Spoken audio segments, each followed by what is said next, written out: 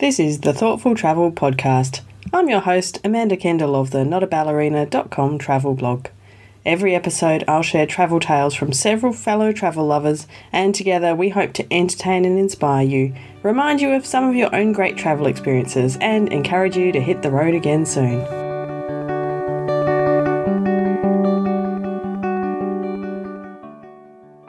Hello and welcome to episode 58 of the Thoughtful Travel Podcast. It's all about solo travel freedom.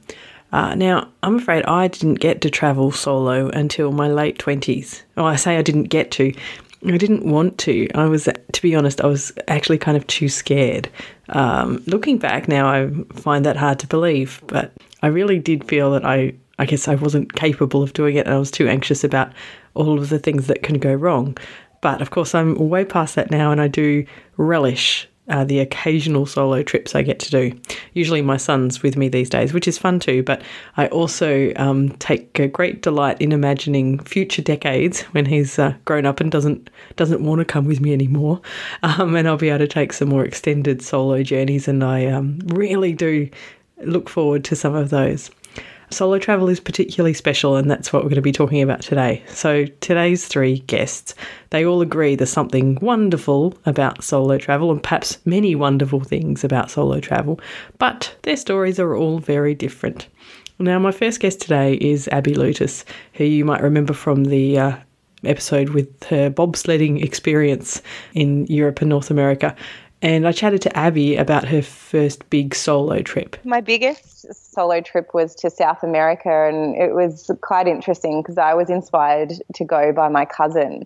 And we had a pact after we studied together after high school that we would go to Europe, and instead I fell in love. I didn't hold my end of the bargain up, and off she went. And she went, and she came back and went again and came back. And I just said, I don't think this type of travel is for me. And anyway, so finally she convinced me to go, and off I was going. And it was a couple of nights before I was, packing my life into my backpack, and she came over and she said, I can't believe what you're doing. You're so brave to go off in the world. And I said to her, hang on a minute, you did it. And she said, yeah, but I never left on my own. I always left with a friend, and, maybe we got into the country and went our separate ways. And so I just almost flipped out. But I bet. It was quite an interesting time, but, when I was setting off on that first solo adventure, because I had all these fears and worries, and I just want to be there, and I don't want to have to go through those initial awkward, moments of getting into the country and not knowing what to do, because I was flying into Argentina, so I didn't even speak the language. Yeah, wow. But yeah, and it's just sort of funny what popped up along the way. We ended up having our flight redirected, and we had to land, instead of flying into Buenos Aires, we landed in Chile, and ended up meeting a bunch of friends from the plane ride. And by the time we'd stayed in a hotel there overnight and finally got to Buenos Aires, we'd made a whole bunch of friends along the way. Oh, and so by the time I'd got to my final destination, all that, what I'd worried about was, it was never an issue. And so, things just happen as they're meant to. And so true. I moved through that, or didn't even really experience what I thought was going to come up. That's so often the case, because I often get anxious or worried before a trip for various reasons depending on the trip, and I do often tell myself, I just tried, but mostly I just try to block those thoughts, because I know that they're pretty useless, and that within hours after arriving I'll feel totally okay and all of that stuff will be gone. But it still comes up every time, and I've travelled heaps. And it depends where I go. But especially since I've had my son, then if he's coming with me, then there's this whole extra layer of worries and stuff. And we've never had any problems, But it still just happens because you're stepping outside your regular comfort zone, I suppose.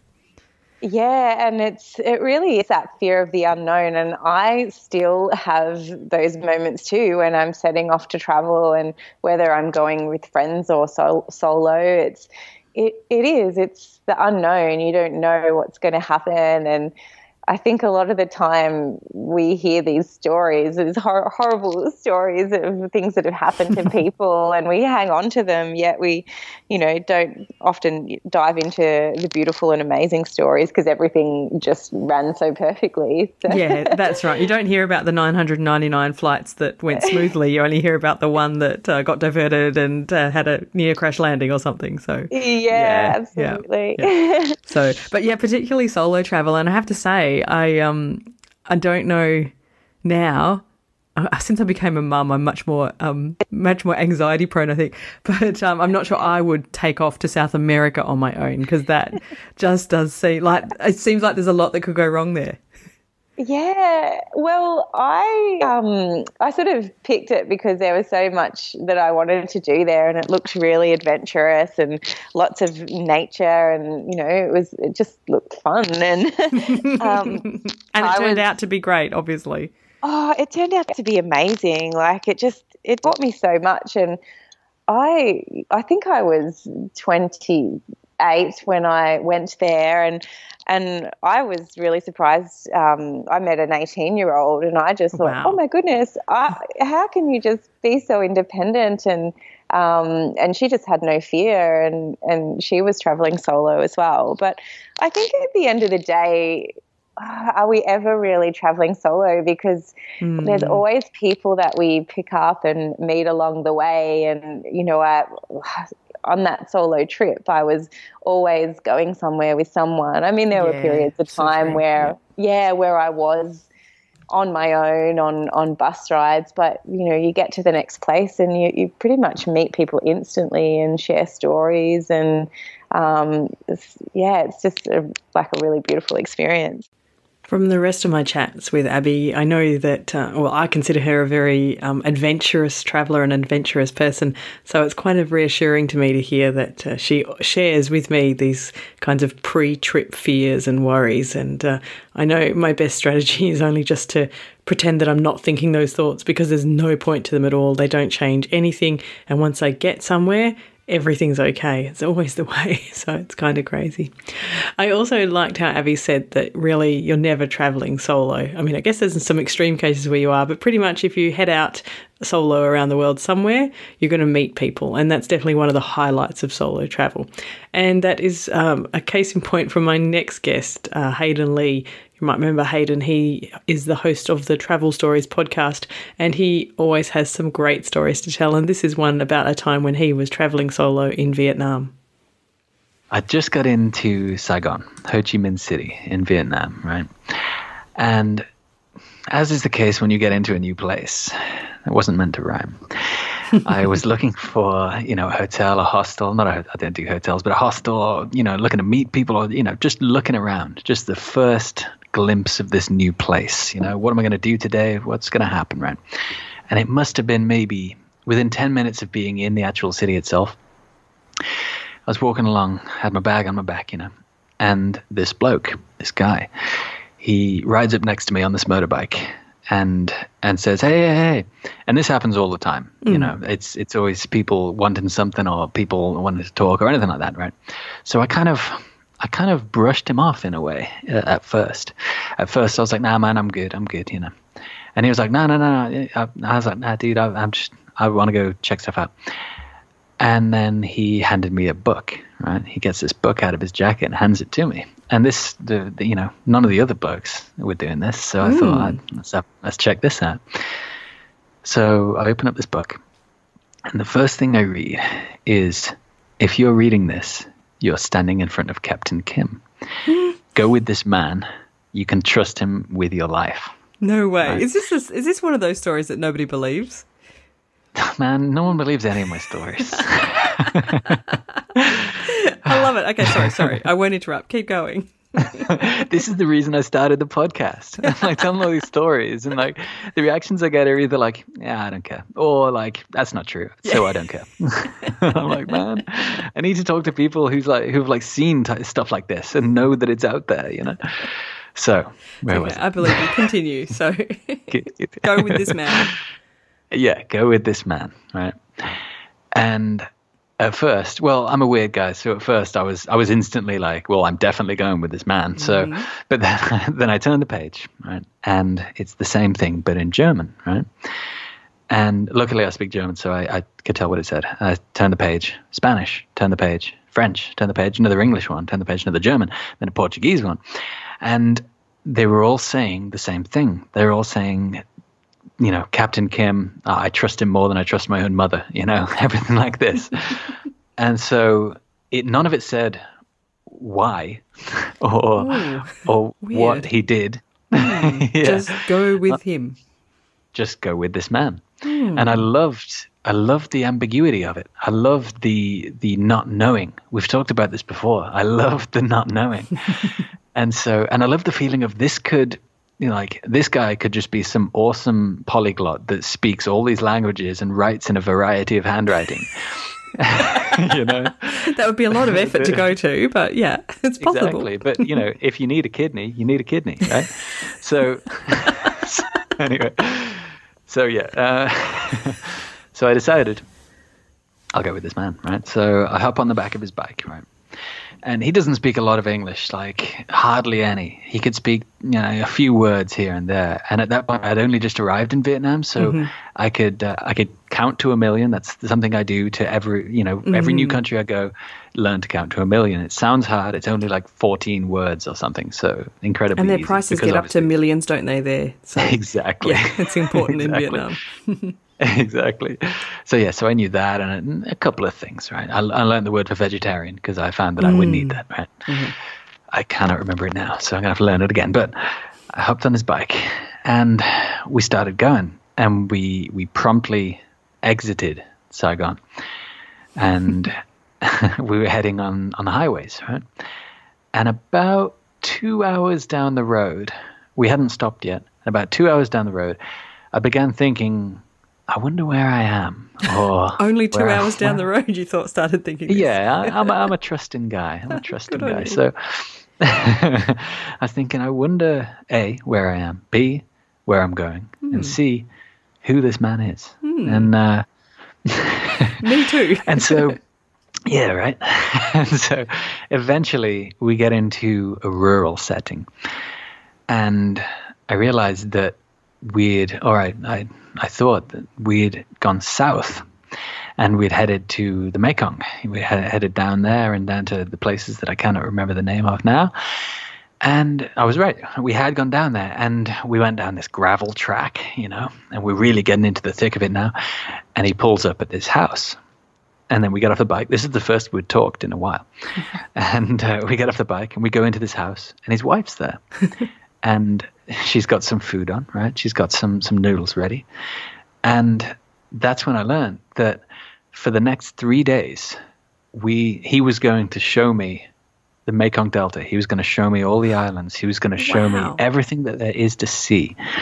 And he would show me this culture, this part of this country that I'd only just arrived in, that not a lot of people get to see unless they're with some, you know, package tour or something like that. And he just wanted to invite me in his home to, you know, we were going to eat, and he was going to show me everything there is to see there. We were going to go in the boats. We were going to go into the markets, the floating markets. And that's exactly what we did. And he showed me absolutely everything there is to see. And I bought a motorcycle down there. And we became mates. We became friends during this thing. And we could have that exchange of culture. We were just two people sometimes just in a boat in the middle of the Mekong Delta. I felt a little bit like Rambo, which was amazing. But we were just two people just thrust together through a simple act of trust. Yeah. If I didn't trust this man, then this wouldn't have happened. That's amazing. And I think, and if I weren't traveling solo, then this opportunity, A, wouldn't have made itself available because you can't fit, you can fit more than two people on a bike in Vietnam. But I'm sure he would just be looking for solo people. Yeah, for sure. Yeah. Exactly. Yeah. And also it's that if you're traveling with people, it's harder to not have plans. Yes. Because I find that at least one of you, or maybe not even concrete plans, but you'd go, hey, we should go see this. And then it's kind of a half plan then, you know?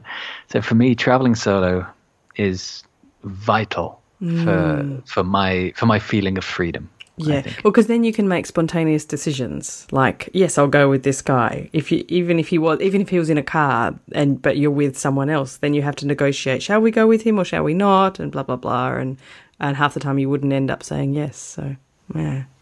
Oh, absolutely, absolutely.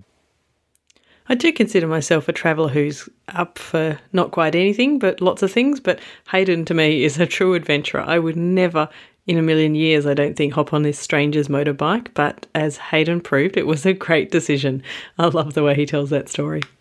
Now, a final guest today is Carly Findlay, and she's done a couple of solo trips, and probably more similar to the kind of solo trips I've done, where I'm travelling alone but often meeting up with different people along the way, or attending a conference, or travelling on my own for some other reason. And she talks about how she's been able to meet a number of people that she's got to know through her blog and the ichthyosis community on her solo trips. I travelled solo twice. The first time I travelled solo, I went to England, and I was a bit annoyed because my mum was very well-meaning, but she was worried about me. So she hijacked my trip. So I was due to go to the US to go to a blogging conference in 2012, and she's like, "Oh, I'm coming too." And I'm like, oh gosh! Oh. So she thought that I would get sick or something, and I needed her. And meanwhile, I was 30 years old. And look, she came, and she came, and it was great. I think we had a lot of arguments because she got an iPad and she didn't know how to use it. So all the arguments that we had was over like not being able to use the iPad, and it was lovely to have those times with her. But before I arrived in America, I went to the UK. I had to tack on the UK on my trip because I got asked to talk at an event there. Wow. So I did have that time traveling on my own, and I was just so excited. I was just wide-eyed, and oh my God, I'm traveling alone! How exciting! And it's a great feeling, isn't it? Before. Oh, yeah, you right. just think, so first time. Yeah, abroad. so that was my first time. Wow. And I'm just like, oh my God, and on my form, I wrote instead of public servant that I was a writer on my occupation form, Very exciting. And that was great. Nothing bad happened. I stayed with a friend who lived out of London, about 40 kilometres out of London, or 40 minutes out of London, and he and she. So they lived there, and then I had to go to Bristol one day to stay for 3 days. So I was buying something on my way to Paddington Station, and I left my wallet at the shop. Oh, no. And I was like 500 metres away from the shop. I went to buy something else. I'm like, well, my wallet's not in my bag. So I ran back, and the wallet was still on the top of the counter at the shop. It's quite a rough area. I was so scared, and oh my God, I would have had to go all the way back, miss my train to imagine Bristol. the hassle and everything. And I know, and you know how expensive it is to book a train at last minute or change the time or whatever in England, because of their train system. So, so that was a bit scary. And then, I remember going to LA and New York, and I was so excited about going to New York. Like, I'd booked nearly a year prior, and it was so hot, and I met my mum, and I was a bit sick from travel as well, and it just wasn't what I imagined. Like, I felt like I was missing London. I just loved it so much, and I was pining for, even though I'd only been there for 3 weeks, I was pining for it. Yeah. And so New York just wasn't what I imagined it would be. I didn't love the blog conference that I went to. That doesn't help. I didn't. Yeah, it just wasn't really. I mean, I met a few nice friends from America there, and I saw some Australian people, but I think I'd built it up in my mind that it was going to be so amazing. The expectations just sometimes can be too high, and it was really hot. I mean, I think we enjoyed it more because we were in New York again for 3 weeks. So Mum and I, but we had an Airbnb, and it wasn't great. It wasn't as advertised. It didn't have a kitchen. It had a kitchen, but it wasn't working. Like, the stove buttons were coming off, and the toilet was really in the bathroom. You could touch your knees on the on the wall in Yes. front of you, and the shower didn't work, and there was no air conditioning. It was like 42 degrees or something when we were there. So it was, and there was no lift either. So it was 6 flights of stairs. Oh, wow. And so we're just like, okay, so we're not going to stay here. So we went to stay in a hotel together with Mum, which was good. Yeah, okay, good. But again, it added the cost to our trip. But it was a very nice hotel. So that was good, like traveling alone. And then I went for 7 weeks on my own in 2014, so 3 years ago now. The memories just keep popping up on Facebook, actually. Oh, I love it when that happens. I know. I bet I get a bit sad as well. But it was so good. I went to 5 states in America, and I stayed with people that I'd met through blogging and through the ichthyosis community. Wonderful. So that was great. I went to San Francisco, met 2 people that I knew through blogging there. I mean, I made more friends as well, but I met 3 people actually who had ichthyosis there, which was great. And then I went to Chicago, where I met a family, and their 3 kids have ichthyosis, and that was lovely. And I met Jenny, who runs a website called Chronic Babe, so she's a chronic illness blogger. So we went out to a party. Yeah, it was great. And actually it was funny because it was right after MH370 went missing. And so then Prime Minister Tony Abbott was in the news a lot. And I remember hearing this woman say, "Oh, you're from Australia. Have you seen your Prime Minister?" Oh, no. And I'm like, yeah. Yeah, sorry. So, yeah, it was quite funny. Look at Trump now, but I think our Prime Minister was cringeworthy compared to their Obama. Oh, well, yeah, exactly. It's all in the contrast, isn't it? That was particularly bad contrast. Oh, God. So I went to New Orleans, and I actually didn't love it. I was really unsafe. I was traveling alone, and I stayed in an Airbnb, and the woman just was a student. I think she was around 24, and that's all she did to make money was Airbnb. So she'd have different people coming and going. Wow. I don't know how she felt safe because I think in the time I was there were 3 different men in the house. I only met 2 of them. Gosh, and then on the last day, one guy was sleeping on the couch as I left at 3 a.m. because my flight was really early. That was really weird to be not knowing who was in the house. Yes, exactly. Yeah. And it's beyond your control. Yeah. That's not, I wouldn't feel very safe like that. Yeah, I tend to only go Airbnbs that are like the whole place for me and my son. Yeah. But yeah, if I'd be tempted on my own not to. I think Carly covers the ups and downs of solo travel there pretty well, and I have to agree with her. Very exciting moment to be travelling alone for the first time, but when things go wrong it feels more stressful. She mentioned she left her wallet at a shop in London, and I remember so distinctly doing the same in Berlin when I was 14 years old and travelling as part of a school group, but that day I was out with a couple of friends, and then we split up and I was travelling back to my homestay on my own, and I realised that I didn't have my wallet when I was trying to go on the bus. I was like, oh my goodness, and so I raced back, and it was probably half an hour later, but it was still there. Thank you, honest Germans, for not stealing my purse many years ago. But yeah, so I agree that solo travel is such a different and interesting way to go, and just to be responsible only for yourself, it's such a lovely and in some cases rare opportunity. I don't know if I would want to be travelling solo all the time, but on occasion it's something really magical. In any case, thank you for listening to episode 58 of the Thoughtful Travel podcast. Big thank you to my guests. You can find Abby Lewtas at abbylewtas.com, and you may remember she's conducting a survey on reverse culture shock. It's called Life After Travel. I'll leave a link in the show notes so you can take part in Abby's survey if you have recently come back from living abroad. Hayden you can find at the Travel Stories Podcast at travelstoriespodcast.com, or look up Travel Stories Podcast on iTunes. I heartily recommend it. He manages to find and put music to, with the help of his team, some great travel stories from around the world. And Carly's website is at carlyfindlay.com.au, and Carly co-hosts a really great podcast too called Refreshments Provided, which you'll find in iTunes as well. Now, if you have some interesting solo travel experience, I would love to hear about it. The best way is to join our Facebook group at Thoughtful Travellers. Just look it up in Facebook, or I'll also leave a link in the show notes. You can also tweet me at Amanda Kendall and use the hashtag ThoughtfulTravelPod. All of these details and more will be at the show notes at notaballerina.com/58. This has been another episode of the Thoughtful Travel Podcast. Show notes and other information are at notaballerina.com/podcast. Join me again soon for another chat about why we travel. Bye for now.